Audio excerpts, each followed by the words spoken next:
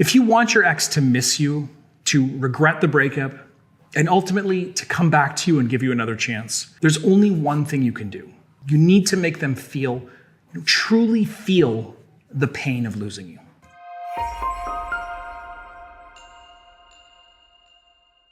Now, I know that you care about your ex. You don't want them to feel pain. But if you are going to be able to get them back, then really this is the only way forward, because they are going to feel this pain one way or another. All you're doing is making sure that this pain actually brings the two of you together again rather than drives you apart. So how can you make that happen? Well, to understand this, you need to understand something fundamental about communication. Most communication is nonverbal. Experts in communication have done studies over and over again, and they find that between 60 and 93% of communication is nonverbal. And it makes sense when you actually think about it. You probably have a general idea of what someone's going to say when they approach you on the street. You can tell what a baby or a pet wants without them being able to speak at all. And you can tell if someone, agrees or disagrees with what you've just said before they ever open their mouth. So we communicate through tone of voice, body language, gestures, facial expression, and even some more subtle subconscious cues that scientists are still just beginning to understand. And there's also what you don't say. As anyone who's ever been ghosted will tell you, the messages that you don't send can say way more than the ones that you do.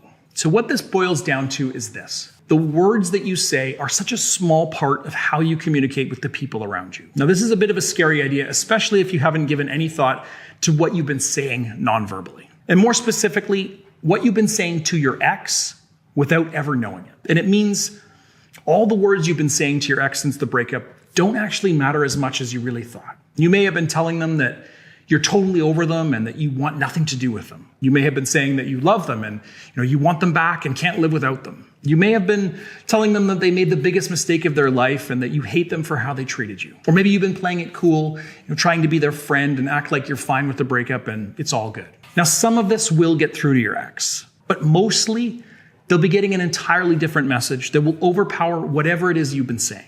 And that message is this: you're obsessed with them. The breakup broke you.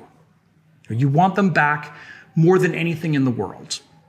Without them, you're nothing. Now, you might be saying, no way, I've never said anything like this. They have no idea how I really feel. But honestly, you're wrong, because this message goes out automatically every time you interact with them post-breakup, at least at first. It's coming through in your tone of voice, your energy, and your body language. You may not know it, and your ex might not know it, but just from spending time together in the past, they've developed a superpowered ability to judge your mood and your feelings. So you can't really hide this from them after the breakup. So here's how you know if you're sending the message that you're obsessed with your ex after the breakup. If they ended the relationship and you still talk to them, then you're sending exactly this message. And if you hang out with them, do them favors and pretend to be their friend, then it's going to come through even louder and more clearly. And as long as they're getting the message, they're never going to feel the pain of losing you because they know that they haven't lost you. They still have you if they want. You're right there waiting for another chance with them. It's written all over your face. So if you want them to really feel that pain of losing you and eventually come back to you, then you need to stop sending them this message. And since most of this is coming out subconsciously, you can't stop it just by force of will.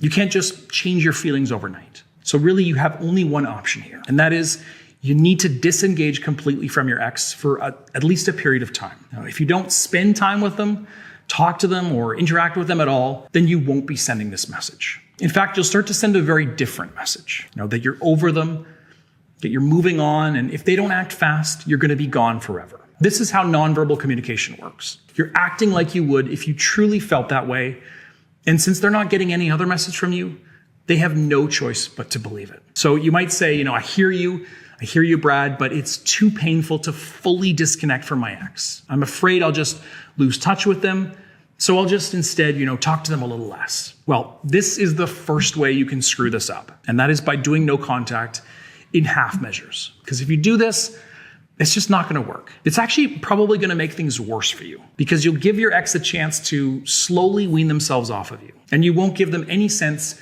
that you're actually moving on. And another way to screw this up is obviously by just breaking no contact. So say you do no contact perfectly for a week, and then you go back to texting your ex every day after that. In that situation, you'll just seem unreliable, or even worse, that you're trying to manipulate them. It's also going to be clear that you're indecisive, which is not really going to be attractive to your ex. But the very worst thing you can do during this period of radio silence, and I can guarantee you that many of you are going to do this, even though I've just told you not to, is just sit there and wait for it to be over, instead of actually using the time to your advantage to improve yourself and your own life. Because self-improvement is the actual second step here. It goes, number one, disconnect from your ex. And number two, put your life back together and start improving yourself during your time apart. You need to take both of these steps if you want to make your ex really feel the pain of losing you. So here's what people think. Whether you just sit at home waiting for them to give you another chance, or you run a marathon, climb Mount Everest, and learn another language, your ex isn't going to know the difference, right?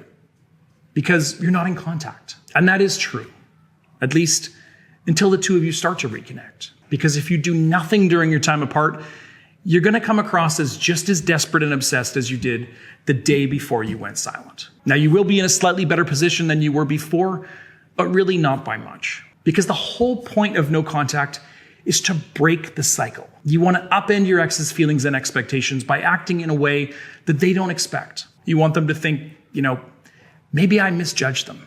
Maybe there's more to this person that I really want to find out more about. Your ex's feelings are one of the biggest factors in your success here. And if you want to know how your ex feels, then you should definitely go to breakupbrad.com/quiz after this video is over and take 3 or 4 minutes to complete my free quiz. It's designed to give you insight into your ex's emotions so that you actually know the right way to proceed. And again, you can take that quiz for free right now or after the video at breakupbrad.com/quiz.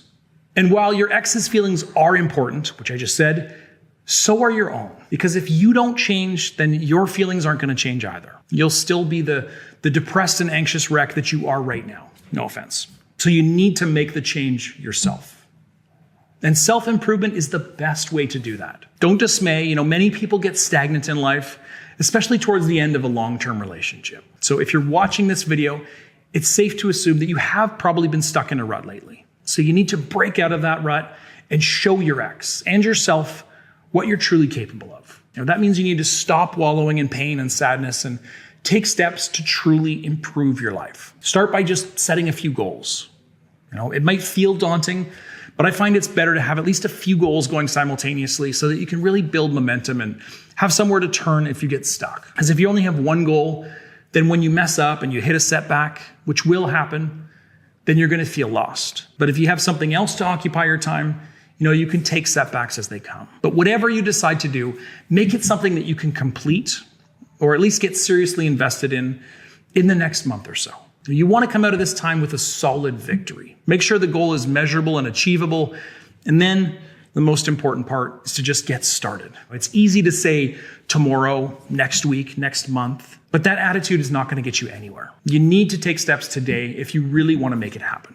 And when you start actually working towards a goal, you're going to notice a few things. First, you'll see that you're less obsessed over the breakup and your future with your ex. You probably won't notice it at first, but as you get deeper into whatever activity you've decided to focus on, that is going to become your focus, and a lot of the negative thoughts and feelings are going to start to fade. And along with that, your desire to reach out to your ex and break no contact is also going to fade. And we've already talked about it, but breaking no contact is really going to hurt your chances with your ex. But if you are distracted, then you're going to be a lot less likely to fall into that trap. And you're also going to notice your confidence building. Just not initially, not at first. When you're first getting started, you're probably going to be disheartened by your lack of skill and overwhelmed by all there is to learn and do. And that feeling is why so many people never actually achieve their goals. But push through, because this feeling is only going to last a week or two before you can start to gain skill and actually make progress. And before long, it's going to be replaced by a sense of confidence when you see that you actually can do all the things that you put your mind to.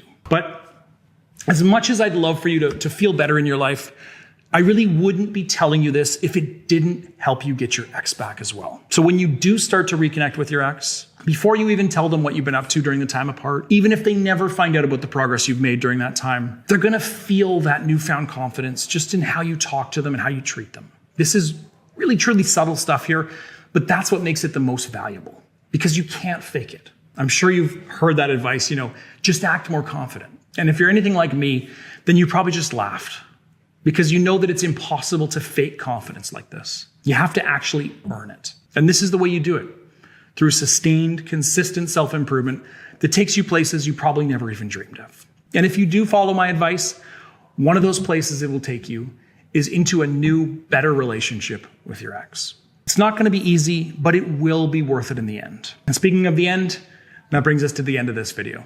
Remember, if you need a little more specific help, don't be afraid to reach out to me. Go to breakupbrad.com/coaching to find out all the details on how to work with me starting today. Again, that's breakupbrad.com/coaching. I really appreciate you guys watching all the way to the end. And I'd also love it if you liked the video, subscribe to my channel. And thanks again. See you next time.